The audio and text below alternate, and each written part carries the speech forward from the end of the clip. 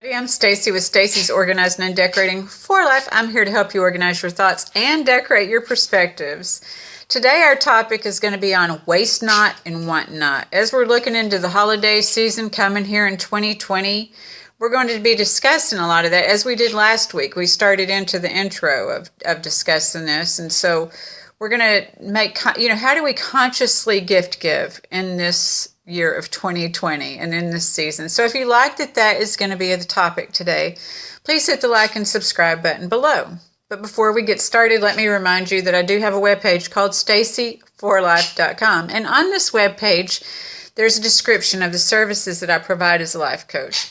Dealing with addiction, codependency, and grief, but not exclusively to those things, because underneath those things lies a desire for healing and healthy relationships, as well as developing spiritual and soul consciousness. So if you or anyone you know is interested in that, then please feel free once again to look me up at staceyforlife.com. I'm also writing a blog that I hope to post. It'll probably be posted Sunday or Monday, and I'm going to start it today, and it kind of is going to connect with this, and it will also be posted on that same website, staceyforlife.com. So as we tie this together, we're going to be looking at the perfect life, debunking the perfect life. And so as we get started today, we're going to look at, our holiday gift giving and holiday celebrations. And as we talked about last week, was that we're coming in this weekend to Halloween, and you may or may not celebrate it, but we celebrate Dia de los Muertos here. And that's going to be Sunday and Monday that we celebrate the children, and then we, celebrate the adults. So we are reflective then, of the losses that we have. And it's true that many people are going to be missing people. We've had so many deaths, either due to, we're having a lot of people, getting sick, obviously, from the virus that's going around. We're having people getting sick from your natural causes, or that sicknesses that are going around. But we're also having people relapsing and leading to overdose or situations that are, related to that. So what goes with a lot of that is depression. So there's a lot of depression with grief, understandably. But also there's some depression with the holiday season coming up too, because those people that are trying to protect their immune systems are unable to be with their families this holiday season. And that's what many people relate holiday season to, is either being with or not their families. So not to make light of any of that, because it's all serious stuff, so we've got that going on in 2020. We are going into buying for our family dinners, and like I said, some people will be able to have family dinners and some people will not be able to have family dinners. When in the world have we ever had this kind of dilemma, to where this was just so intense? Everything is just on a more intense level at this time in 2020. It's all designed for our healing, and everything's in right and divine order, but it doesn't seem like. Hence, this is where the title of my blog is coming from, the debunking perfectness. Because also in our past, even if we were able to get through all of this, the grief and then the dinners and the, realizing our pain bodies from our past, whether it's related to family or to new relationships, those wounds will still keep coming up. But then we're getting into the holiday season of buying gifts, and that can be quite overwhelming, and while we're still trying to support the economy, but many people are dealing with the loss of jobs, many people are dealing with the fear of loss of jobs, and many people are just dealing with different things. And, the good side of it is a lot of people are working remotely from home, so they don't have to worry about those office parties, right?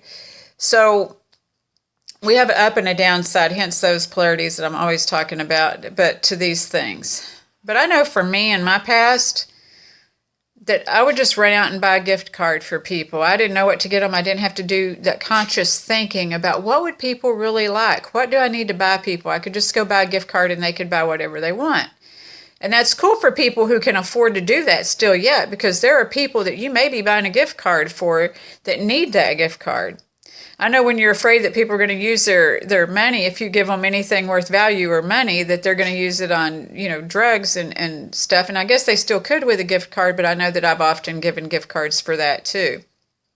So I'm not dissing the gift cards, but there are some people not in a position this year to just go out and buy a gift card.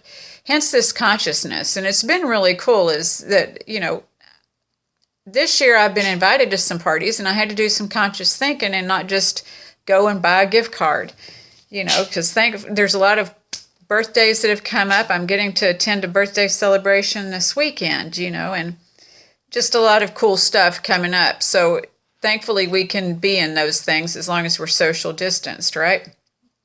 This is what I mean. We just don't know what's happening with the future, and we don't know what's happening in somebody's life who could possibly be grieving or what they're doing. So it's really important that we, I think, are trying to reach a level of consciousness this season, because we're coming to the head of this all. We're coming to the brink of this all as we're hoping to all get out of 2020 unscathed, on whatever level that looks like to each of us. But so if you can't afford a gift card, or if you're into the conscious gift giving, what I want to encourage people to do while keeping the economy afloat is that not to go to the dollar store and buy a bunch of plastic stuff just so you have a lot of gifts. When we give consciously, it may not be a lot of gifts, but it's more meaningful. I think that in all the commercialism, we have gotten away from that kind of thing. So maybe just, with children, buying them one or two really good gifts, and then being conscious about, buying things that are going to be great for our atmosphere. Let me tell you, for ecologically safe, and for the environment. I just got to experience my first hurricane, hence why we're late. Thankfully, it was a Category 1. What a better way to experience your first hurricane. So the environment, the earth, I don't know, it's trying to heal itself from all the damage that we've done to it. So I believe that all of this that's what I say, it was working in divine and perfect order, that all of this is somehow have a bigger and higher meaning. In my own grief, I've had to look for the bigger and higher meaning, as is the case still with this. See, this is the thing about debunking the perfect, the perfect world is a lot of people think in the perfect world you wouldn't be having fires. Fires are purifiers as well. So there's the polar end of that. And the water dissolves a lot of things. So then hence the hurricanes and stuff like this. So I don't know why things happen. I'm not saying that we deserve for it to happen, and I'm not saying that we don't. See, this is the idea of non-attachment, is that we just accept that it is.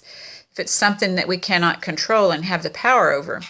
However, when we are being conscious in our gift giving, as I was saying before, if we don't go to plastics and we don't do those things, if we're just not trying to get somebody a lot of gifts to let them know we think about them, and maybe that's the way that you were programmed to think, is that we just give people a lot and that we go to the dollar store or something and buy a bunch of plastic stuff that is going to end up in the landfill.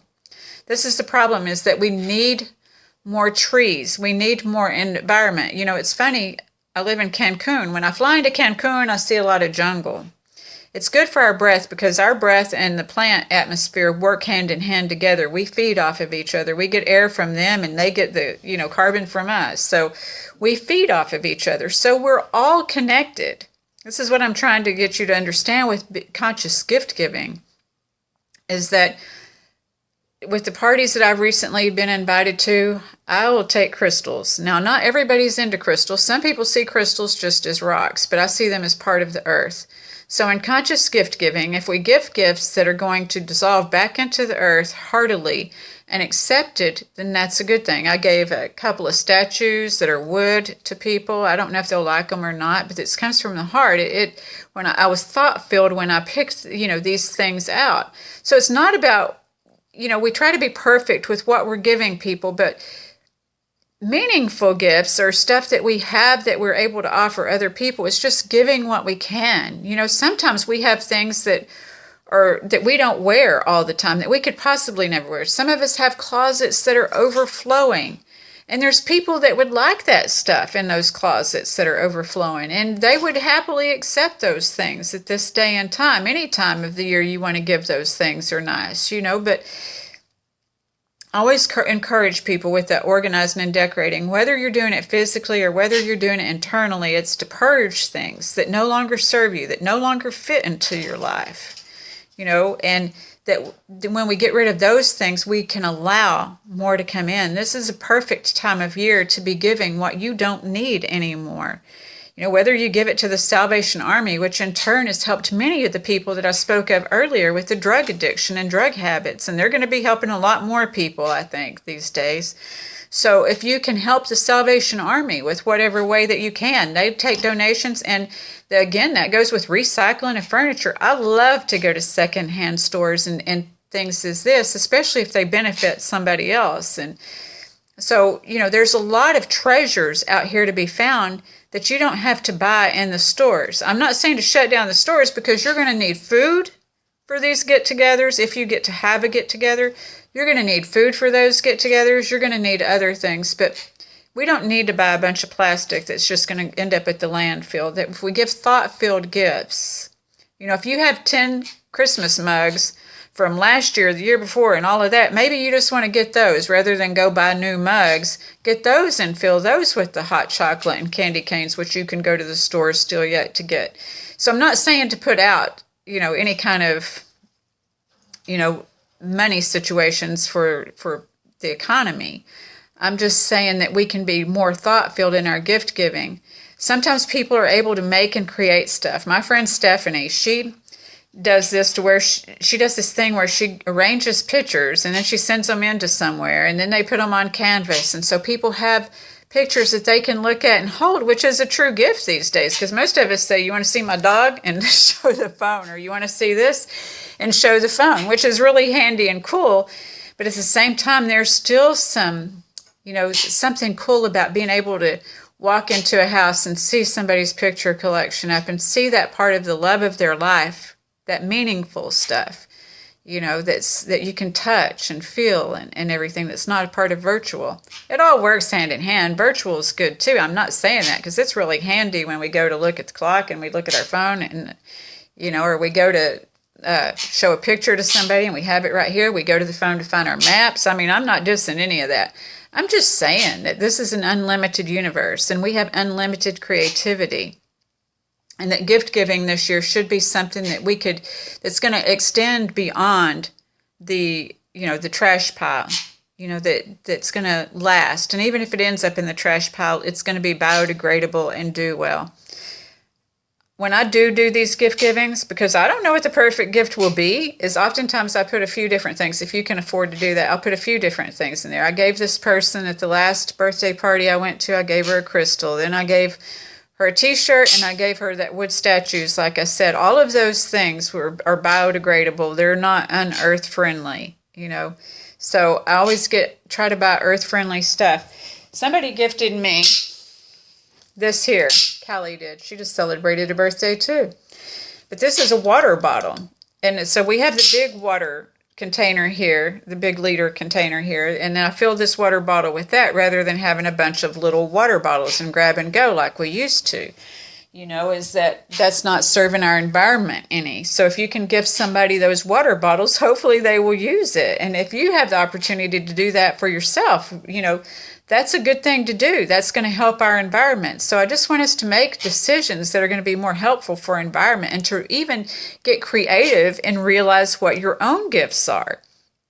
And I have another friend that I'm delighted, like I said, about her birthday this weekend, and she does these horseshoes. She rides a horse. She has a horse, and so she got the idea that she could decorate these horseshoes up, and so she does, and she's a really good friend, so I've been gifted a few of these. Horseshoes mean good luck, and so that's something that's meaningful, somebody wishing you good luck.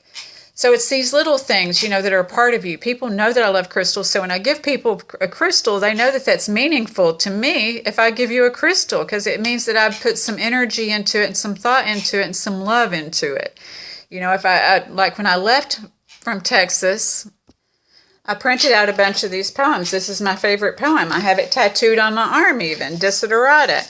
And so I gave that to my friends along with a box of incense, because that's how they can relate to me, is knowing that that poem's tattooed on my arm and knowing that that's meaningful to me, Because that's what we give gifts for, is we want it to have some kind of meaning.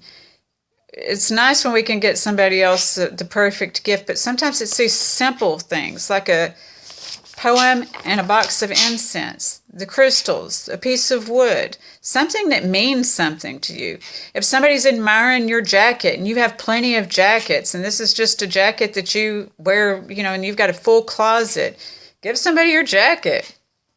I've done that too. As if somebody was admiring something I wore, it was my last week at the legal aid and a friend was admiring a jacket I had on, and I had plenty of jackets. This was it wasn't a jacket really to keep me warm, although it was, because anyway, she said, I like that jacket. At the end of the day, it made me feel so good to gift her that jacket, because I'm like, here you go, because I knew I wouldn't see her, well, I did see her later, but I didn't think I would see her anymore after finishing my internship at the legal aid. So, it was cool to see her expression on her face, I believe instead of, when people are like going through the death process, if you can give people stuff before you die, I hope that I have the sanity to do that. Before I die, give things away so I can see people's faces, because it's a true gift when you get to see people's faces when you give them something. But sometimes we don't even have the money to do all of that, right? Or the resources or the thoughts. But we do have these gifts inside of ourselves. When I was a single mom, I didn't have money, but I had time to give. So I would give people my time, and I've always had the gift of being able to decorate. I've always been able to look at chaos and turn it into beauty.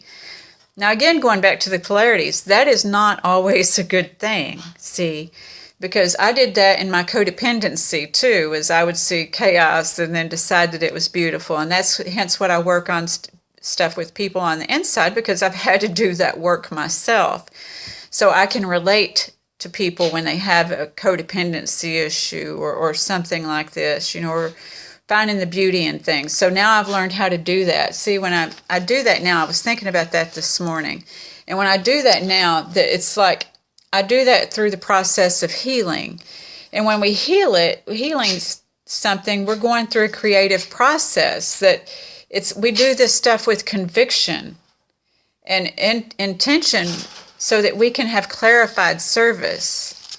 Because when I did those things before, when I looked at chaos in my codependency and decided to turn it into beauty, I was like not doing things that would serve me. So I ask y'all all the time, is this going to serve you? So this is what I mean. But when you go through the healing process and you get to discover your intention, then you're able to do your service with more conviction and of coming from the right place. See, because when we give of ourselves, when we give monetarily, we give because it's with that intention of being able to see people smile, of being able to be of service, of knowing that you've made somebody's life better because you did that, of knowing that you're a part of this collective universe, that a part of humanity, and that's a really cool thing. And a lot of people feel funny accepting gifts. They got a tit for tat. And I'm hoping that that's not what you were feeling at this time. That's, again, another part of debunking the perfect thing, is sometimes you can just say thank you. When you get offered a compliment or a gift, you can just say thank you. If you don't have the money, it's okay just to say thank you. Like I said, as a single mom, oftentimes I gave of my time and I would decorate spaces too and stuff. So it's always been something that I could do. So I've done that. But I also have worked with people, from the soul level as well. And so I've done that for free at times too. And I offer that to you even this holiday season. Like I've said in my past videos, if you have a problem and you want to do something about it, I'm willing to try to help you, give you 30 minutes of my time. Our time is valuable. And so I give my time, if somebody really, I felt like they really, really were committed to doing their purpose in this world, that they were going to try to serve a greater purpose in this world, be humane and all of this, then I would be willing to give more time if I thought that somebody was ready for that kind of commitment. So I can tell you out of all my sessions and everything that I only missed one session in 18 years, of learning, and that was part of my learning process. And that would be part of somebody else's learning process. So I have been gifted by a dear lady named Chrissy. And it's funny how the universe works when you start learning how to give consciously and intentionally, is that I've been gifted Reiki classes. So by the end of this year, I will have, certification in Reiki 1 and Reiki 2, and we don't give to receive. That's the thing, is I didn't know when and where this would come about. I had put it out into the universe that, you know what, I want to take Reiki. I talked to my life coach. She said, Stacey, you need to take Reiki. 2 days later, bam, somebody offers me to gift me Reiki classes. And it's really in a special field, and it's really a special gift. But I didn't know it was going to come. I didn't know how it was going to happen.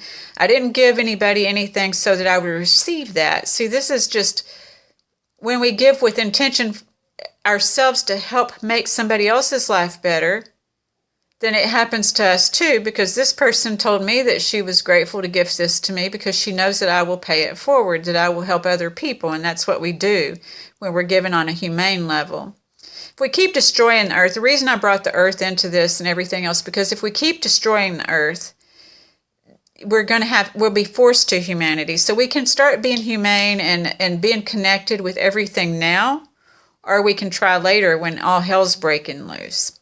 It would be my preference that we do it now, because I've certainly done things the hard way and seen the consequence of that. And so as I'm getting older, I'm learning to do things, more when I hear that this is happening. I can see evidence of these things happening, that, we need to clean up our acts as the earth is cleaning up itself, because we've done a number on the earth. So we sometimes do that in our relationships. We sometimes do that in other areas of our lives. We self-sabotage and everything. And that's what my business is about, is helping you stop doing that. But I also bring you these videos hoping that they will be of help, to help you, to bring that. I try to do videos that will make you think, and so once again, I hope that this video has been helpful to you. Let me pause for a minute to see if there was something else I wanted to add to this. And again, my apologies for being late on this. No, I can't think of anything. I'll think of it when I completely turn this off, or when I play it back to do the, writing in it and everything else, maybe. Isn't that how we do sometimes? So anyway, I want to thank you all very much. And again, remind you that these holiday seasons, that if you're dealing with depression and everything else, that you may want to call a doctor or go to the, go get checked for it. But also, I'm here for you. I'm not a doctor. I'm not a psychiatrist. I'm not a, scientist, not a health specialist. I'm just here to help you improve your thoughts, to organize your thoughts and decorate your perspectives. And we all have hard times in our lives. We all go through the dark night of the soul. This is also part of debunking the perfect life, because we can be very hard on ourselves internally when we think that things are supposed to be a certain way and they're not, and we're not in acceptance of that. And acceptance is where we're going to find peace. So again, I'm willing to give you 30 minutes of my time, and I'm not a friend that you call and you just vent to. I'm somebody that you call because you desperately want things to change in your life. And I'm willing to help you with that. So there is this, suicide hotline. If you're feeling suicidal, I'll try to remember to put that at the end of this video during these holidays and such, and that you just remember that there are people out there that want to help you and want to see you do good. They can't give you the world, but they can help you find your own. You know what I mean? So again, I hope this video has been helpful to you. I'll list you all my contact information. You can find me on social medias and instant message me on Facebook at Stacey Renee. I'm on Instagram, Stacey Renee 8, and I'm on Twitter too, although I don't get much on Twitter. But and you can email me at staceyreinick@gmail.com. But remember, I'm at stacey4life.com. And I hope you get to check out my blog. It should be up, like I said, Sunday or Monday, if not before. It could be up before. So anyway, I wish y'all much love and peace. And if there's anything that you would like, a topic you would like me to cover, please, again, let me know in any of those, communication areas. Thanks so much. Bye.